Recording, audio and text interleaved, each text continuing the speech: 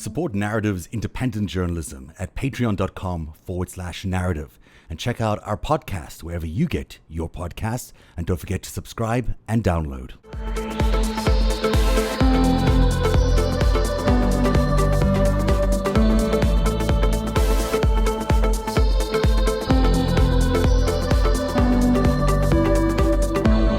Hey everyone, welcome to Narativ Live.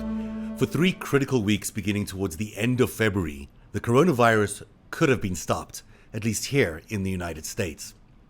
My investigation has revealed that Donald Trump not only knew about the scale of the oncoming pandemic, he knew about the severity, and he knew the timetable of the virus's arrival on our shores. Less than 30 seconds left of the trading day. But beyond the classified briefings, by February 24th, everybody in the world knew coronavirus was going to be a global problem. But instead of putting America on a war footing, instead of preparing us for what's coming, Donald Trump did some really strange things. He started talking the virus down. He called it a hoax. He said there'd soon be a vaccine. He even said there'd soon be no patients in the United States with the virus.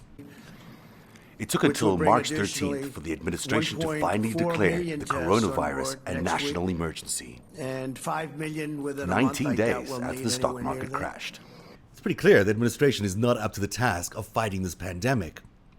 But what's not clear is why. Why did Donald Trump do all of this? Why did he ignore the advices of his advisors? Why did he decide to ignore the protocols that were set up by previous administrations to deal with the pandemic? Well, tonight, I think we have the beginnings of an answer as to why. And as with a lot of things to do with Donald Trump, it has to do with money. Mobsters love to scheme. Money laundering, extortion, tax evasion, stock running, you name it. If it's got a scheme in it, chances are mobsters are going to like doing it. And this is the world that Donald Trump was born into. It's the world that Donald Trump was raised in. You'll remember that Trump's father, Fred, was a money launderer for the Genovese and Gambino families. In the 1980s, when Donald Trump was his own boss, he moved to Manhattan, where again he started mixing up with other mobsters like Fat Tony Salerno. And if you think about it, Donald Trump only became president in 2016 through another scheme with another mobster, Vladimir Putin. So what does this have to do with the coronavirus? To understand, we have to go back to 1987. Ladies and gentlemen, please welcome the author of this book right here, Trump, The Art of the Deal, In 1987, Donald Trump was flying high. The New York City developer had amassed an impressive portfolio of properties when he made his first appearance on the David Letterman show. Not too much, hopefully. How much are you worth? In reality, Trump was drowning in debt. According to analysis published last year in the New York Times, Trump was flat broke and would remain that way for the better part of a decade. To keep the wheels greased, Trump styled himself as something of a corporate raider. In 1987, he bought shares in United Airlines and started a rumor he was positioning to take over the company. The rumor set off a stock rally, and as the share price reached its peak, Trump sold his shares. More money from the casinos or more money in real estate development? Well, probably real estate. That stock play is actually a crime. It's called a pump and dump. Pumping up stock prices on rumors or fake news, and then dumping the shares at the highest price. That's what I like. All right, now let's get back to the assessment of your wealth for a second. Trump made $55 million from that stock I hate play. to disappoint, but I have zero idea, David. We all know that Donald Trump as president was pretty much the same Donald Trump we saw in that clip. He likes a good scheme. He likes to make money off things. How else do you make sense of all these policies of his, like, turning back environmental protections or extorting Ukrainian presidents? It's not something a president would do unless there's a paycheck or a reward or something on the other side. But for all of us, at least for me, I've always imagined this sort of a red line, that when it comes to the safety and the health of Americans, no American president, even Donald Trump, even a guy with divided loyalties, would not subject the safety of Americans to some sort of scheme. But ever since the coronavirus hit our shores, I've been having my doubts about that red line. I think it's been crossed. Only 2 things can defeat the coronavirus: testing and vaccines. For successful testing, you need test sites and test kits. 3 pharma companies are now approved to make those kits: Abbott, Roche, and Thermo Fisher. And it's believed that the source was actually a seafood market in Wuhan. It's been 4 months since the first suspected coronavirus case was identified in China. 9 weeks since Chinese scientists mapped out the genome of the virus, and 2 months since a German company developed the first coronavirus test. All of that happened before the first US person with coronavirus was diagnosed, roughly 8 weeks ago. Back then, Donald Trump was all about China. He praised President Xi's transparency and assured everyone it will work out well. For a minute, his administration even looked presidential. He declared a federal health emergency, launched a task force, and banned travel from China. Developed test was only available in public health laboratories in the CDC. Then in February, the CDC stumbled badly after their coronavirus test turned out to be flawed. Health officials had a backup plan. An approved test from the World Health Organization was just a flight away. But the Trump administration rejected that. Instead of accepting the WHO tests, Trump did something truly bizarre. He went on a 25-day campaign, a media blitz of sorts, downplaying the severity of the coronavirus. The virus was not a threat, he said. It was just another Democratic Party hoax. What do you say to Americans who are concerned that you're not taking this seriously enough? That's CNN, fake news. The president say, for example, that he's going to continue with political rallies. Is this sending the right message? Going to a rally, there's no reason that you shouldn't go. It's really working out. The president stopped shaking hands. In our line of work, you shake hands. No, I don't take responsibility at all, but it's something that we have tremendous control of. How would you rate your response to this crisis? I'd rate it a 10. This is a pandemic. I felt it was a pandemic long before it was called a pandemic. The media blitz was designed to contain any stock market crash, his advisors would later argue. It also coincided with a big deal: Thermo Fisher's $10 billion purchase of a German company who had developed a coronavirus test. I'd like to thank Thermo Fisher. The FDA's goal is to hopefully authorize the application within 24 hours. It'll go very quickly. It's going very quickly. Within just a few days of that deal being struck, Trump's FDA and BARDA gave Thermo Fisher and QIAGEN fast-track approval of their tests. Trump also declared coronavirus a national emergency. So did you notice at the end there, Trump actually mentions Thermo Fisher by name? I'd like to thank Thermo Fisher. And thanked them, and mentioned that regulatory approval was just 24 hours away.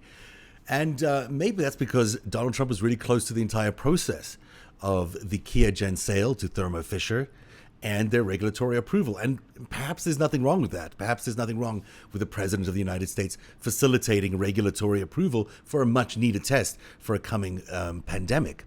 And we don't know if Donald Trump has any shares or will gain any benefit from Thermo Fisher or QIAGEN. But we do know that Donald Trump owned shares in Thermo Fisher before becoming president. He says he sold them in 2017, but it's unclear if they're still held in one of his trusts. Also, the CEO of Thermo Fisher China was one of 20 US business leaders to attend a state banquet with Trump in China in 2017. And also this, Trump predicted that Thermo Fisher would submit a COVID-19, a coronavirus diagnosis test to the FDA, his FDA, days before it actually was submitted and approved. Fisher, the FDA's goal is to hopefully authorize the application within 24 hours. It'll go very quickly. It's going very quickly.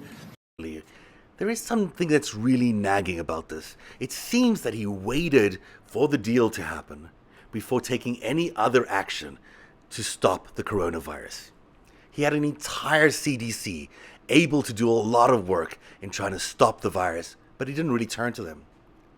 He had the World Health Organization, which had developed a test that they would have sent us if we needed, but he didn't turn to them.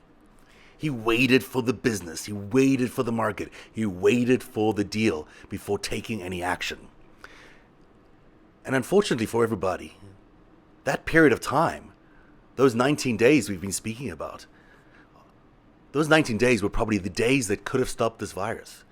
Because it's on those days that we went from 15 coronavirus patients in the United States to over 2,000 in those short 19 days, while he was coordinating a deal, while he was trying to get Thermo Fisher their approval. If we were going to stop the virus, it would have been at that period. All the studies show that. And in fact, if you look at what happened in South Korea, which basically got their first patient at the same time the United States did, They did rapid testing, they did contact tracing, they did everything they needed to do, and they were able to stop the virus from spreading. Our president was busy facilitating the deal because he's the art of the deal. And what you get from that is a president who paid no attention to the actual science, to the actual policy, to the actual things he could have done to plan ahead. There's an investigation now by a law firm that does this kind of investigating. Halper Sade announced that they are investigating whether the board of directors violated the federal securities law or breached their fiduciary duties by not obtaining the best possible price for Qiagen shareholders. In other words, did they sell too low? So there is some concern. There is some concern about whether Qiagen was sold at the right price for Thermo Fisher. And it really would be something if the President of the United States was making comments that could have changed the price, or even whether the deal would have happened at all, which may have been the case in this case. But we don't know. We're going to wait for an investigation because one needs that, and I have no idea what the President is doing behind the scenes in moving some of these stock prices up or down. We also don't know if the Koch brothers have any financial relationship with Donald Trump. It appears like they do. I mean, they benefit from his policies, that's for sure. Maybe there's a paycheck down the line for Donald Trump as well for everything he's done to further their lobby interests. But we do know that there is a relationship between David Koch and Thermo Fisher. It's an indirect one, but it's definitely a relationship. Koch has a cancer foundation at MIT, and Tyler Jacks is the director of that institute. Jacks is a very, very respected scientist. I'm not suggesting there's anything untoward in any of the work he's done, although he is linked to David Koch. And it's interesting that he is on the board of directors and the advisory board of Thermo Fisher, the very same company that just acquired Qiagen for $10 billion and then got very, very, very quick regulatory approval through an emergency declaration by the president for their coronavirus test. The pandemic business, the coronavirus business, the COVID-19 business is a massive multi-billion-dollar business. And it's not just because it's about vaccines and treatments. There's testing, as we've discovered today. And then there's also a burgeoning surveillance sector where they're starting to surveil people's private cell phones to see the spread of viruses in real time. But just even in this testing phase, there's so much money to be made.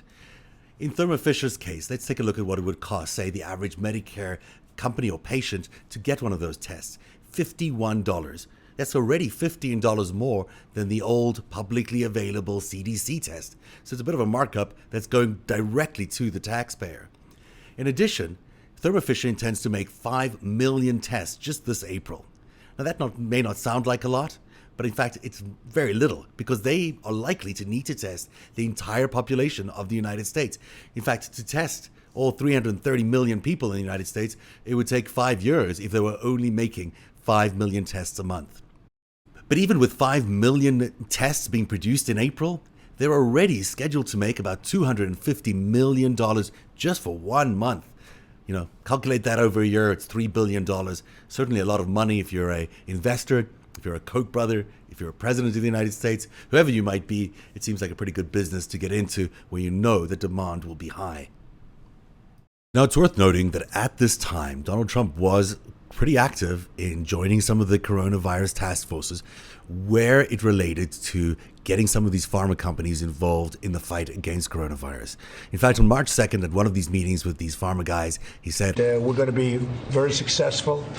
A lot of things are happening. A lot of very exciting things are happening, and they're happening very rapidly. That was on the 2nd of March. Now, guess what? On the 3rd of March is when Qiagen was sold to Thermo Fisher. And there was another deal, which I'm going to tell you about later in the show, involving a vaccine that was possibly at play at that very same time on March the 3rd. It certainly seems like a lot of people could be getting rich off the coronavirus and the testing and the vaccine manufacturing and the treatment manufacturing. And we've certainly looked at the conflicts that Donald Trump may have had in the testing side. But there's the son-in-law too. Let's take a look at how Jared Kushner might be benefiting off the coronavirus testing. Now let's talk about the other side of testing. You need safe sites where you can go and get tested at in a sterile environment without fear of getting infected with anything. My name is Emily, and I'm a member of the Project Baseline team at Verily. Increasing access to testing is a really important part of helping to stop the spread of COVID-19. This has largely been the purview of Jared Kushner, the president's son-in-law. Kushner's whole thing is about using technology and innovation to solve big government's problems, and that's generally a very good idea. Except the company he's chosen to work with are mostly connected in one way or another to his brother Joshua Kushner and his company, Oscar. The first step is to complete an online screener based on guidelines from public health officials. So does Jared himself stand to profit from coronavirus? It sure looks like that. Jared used to own a big piece of Oscar. He says he's divested of it, but really there's no way of knowing if he's done that or not. And Oscar itself hasn't received any money yet from the government. So I've shown you how Donald Trump could be benefiting from Thermo Fisher's coronavirus tests and how Jared Kushner could be benefiting from the test sites where those tests are being administered or will be administered. But there's one other area where Donald Trump appears to be trying to close a deal, and that is the area of vaccines. On March the 2nd, Donald Trump invited leaders from the pharma sector in the United States and some of the leading vaccine manufacturers from around the world to a summit at the White House. One of those manufacturers was the CEO of a company called CureVac, which is a German-based company which is developing one of the world's most promising vaccine systems, one that could be very applicable to coronavirus. At that meeting, Trump is said to have tried to buy the vaccine, the entire output of the vaccine, for the exclusive use in America. The company itself, the White House, and the CEO have all denied that any offer happened, but it's pretty clear something happened because he was fired, the CEO was fired just a week later, and the EU stepped in with additional funding for the company. So, other than kicking up a bit of a sandstorm with the German government, it appears that CureVac is not going to be providing its vaccine to any country exclusively, let alone the United States. But what we can tell from what was going on with CureVac and with Thermo Fisher and with Jared Kushner is that this White House has been so singularly focused on the deal, so singularly focused on working with the private sector for whatever benefit may be their own, that they neglected their number one job, which is protecting the safety and security of Americans. For 19 days, the coronavirus could have been defeated. We know that because South Korea was able to do it, and they got their first coronavirus patient the same day we did. They got to work right away doing what they needed to do, testing, contact tracing, and isolating coronavirus patients. Instead, our White House, our president, went to work chasing the next billion-dollar deal. And that may have cost him that precious window where he could have defeated the coronavirus. Thanks for watching Narativ.